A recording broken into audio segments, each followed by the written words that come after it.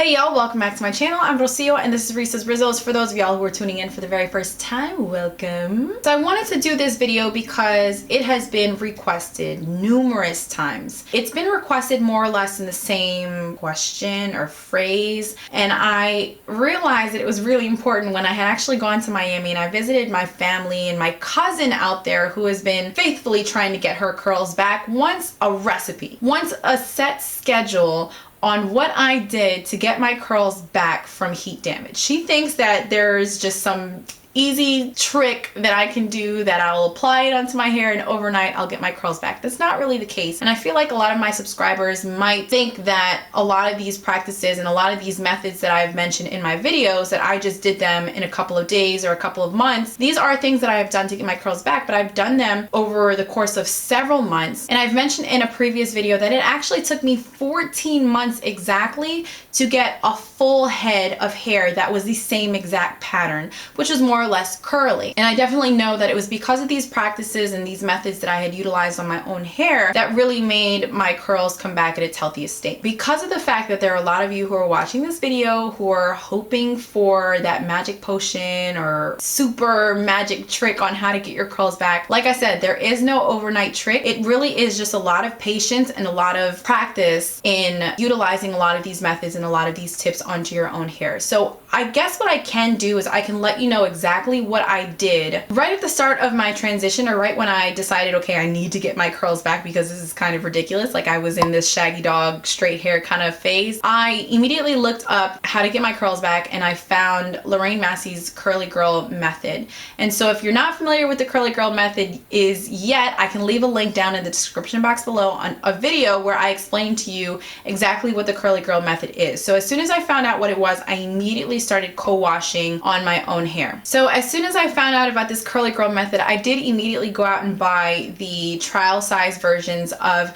the Diva Curl products. It was the Diva Curl No Poo and the Diva Curl One Condition, and I started using that on my hair. So at the time, I was co-washing my hair every other day because I was still trying to get used to washing my hair, and I felt a little uncomfortable with there not being any sud and not being any foam, and so it was just, at the time, it felt like my hair was still dirty, so I would start to co-wash, and I was co-washing every other day, and I was using the No Poo and the One Condition. To be honest with you, when I ran out of the trial size version, I thought that the actual products were kind of expensive, so I did go out and I bought the Tresemme Naturals, the Tresemme Naturals conditioner. And when I learned that you can co-wash with using regular conditioner, you don't necessarily have to use a sulfate-free shampoo, I was co-washing with the Tresemme Naturals conditioner, which is actually something that I'm still using today. I found that protein treatments were also very beneficial to your hair because your hair is made up of protein, and if your hair is feeling dry or brittle, or you feel like it's constantly breaking, or it's not really in its healthiest state, then maybe a protein treatment would help. So I did a protein treatment once a month, and that same protein treatment that I did then is the same protein treatment that I do now,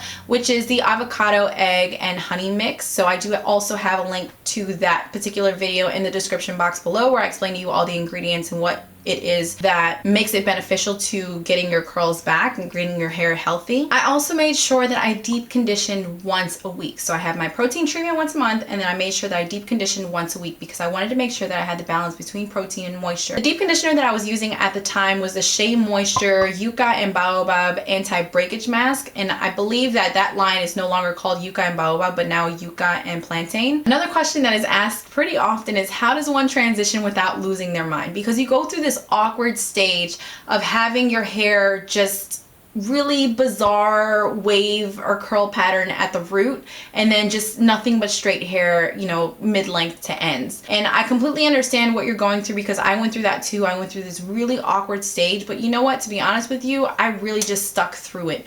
There's not much that I can say about what I did during that time, other than if I had an event or I had a formal outing that I needed to go to where I needed to look presentable, I would just put my hair in a bun and call it a day. I did not want to go back to applying heat onto my hair because I knew that heat is what brought me there in the first place, and I didn't want to go back to that. So it's really important for you to lay off the heat. I'm telling you, if you lay off the heat for several months at a time, you will definitely notice a difference in your hair. And when I say heat, I mean flat ironing, I mean curling your hair with a curling wand. I also mean straightening it with a blow dryer because you're also stretching your curl, and so that also kind of defeats the purpose of trying to get your curls back, is straightening your hair, whatever way it is that you're straightening it with heat. I didn't start sleeping on a satin pillowcase until maybe like halfway through my transition because I didn't feel it was necessary, because I felt like, well, I mean, I don't have any curls. It's not like I'm really maintaining my style for the next night. So I didn't actually buy a satin pillowcase until like way later on in my transition. And even then, I didn't go out and buy a satin pillowcase. I used an old dress that was hanging in the back of my closet that was like a satin or silky feel to it. It wasn't 100% satin or it wasn't 100% silk, but it was definitely a lot smoother for my head and my hair to kind of glide across on the pillow. So I didn't actually go out and buy a pillowcase until 4 or 5 months before starting the YouTube channel. So it was actually last year that I went out and I bought a satin pillowcase for the very first time. When you notice that you're starting to get somewhat of a curl pattern going on, whether it be in the very back of your hair, which could be like the very nape of your neck, which for me, that's what it was, is I got my curls mainly first at the very back of my hair, and then the rest of my crown area was just kind of like wavy, kind of sort of curly, but not like a complete curl. When it got to that point, I started finger coiling. My finger coiling did not ever turn out the way I wanted it to, because I wasn't necessarily using it as a style, but more as trying to train my curls to actually curl in a specific pattern. So one thing that I did probably about once a week was I applied a styling milk or a styling cream, and the one that I had most liked was the yucca and baobab thickening growth milk, which once again, it is the yucca and plantain now, but I don't use a lot of it. So all I did was I applied a little bit to the sections of my hair and I began finger coiling, which once again, I do have a video on that too, which I will leave down in the description box below. But it's usually as soon as I'm done washing my hair, I will apply that, and it's usually around the end of the night. So I'll apply that and I will finger coil my hair with this particular product. You can use whatever product that has a property that deals with thickening or growth or anti-breakage or anything of that sort, whereas you're kind of training your curls, like I said, to curl in a specific pattern. So I'll do that, I'll let that kind of air dry, and I'll throw that in a pineapple. And the next morning, of course, it wouldn't be perfect curls or anything like that, but at least little by little, as the months went by, then my curls were starting to take its natural shape. Now, one thing that I didn't start doing until actually recently was applying Jamaican black castor oil to my hair, which I kind of wish I had started doing from the very beginning. So if you are watching this and you're at your beginning stages of your transition, then I would highly suggest using Jamaican black castor oil on your scalp and also on your ends, because you want to make sure that your ends stay hydrated and your ends stay moisturized and your ends stay healthy, because that's going to help you retain your length. The more you trim, the more you kind of get frustrated because you don't really see that length going on, or you don't really feel like your hair is growing the way you want it to or as fast as you want it to. So the best way to retain that length is to keep your ends moisturized, keep your ends healthy, and also, of course, massaging a little bit of the Jamaican black castor oil under your scalp will also help create blood circulation to the scalp and to your hair follicle, which will make it easier and faster for your hair to grow. Speaking of growth, you also want to take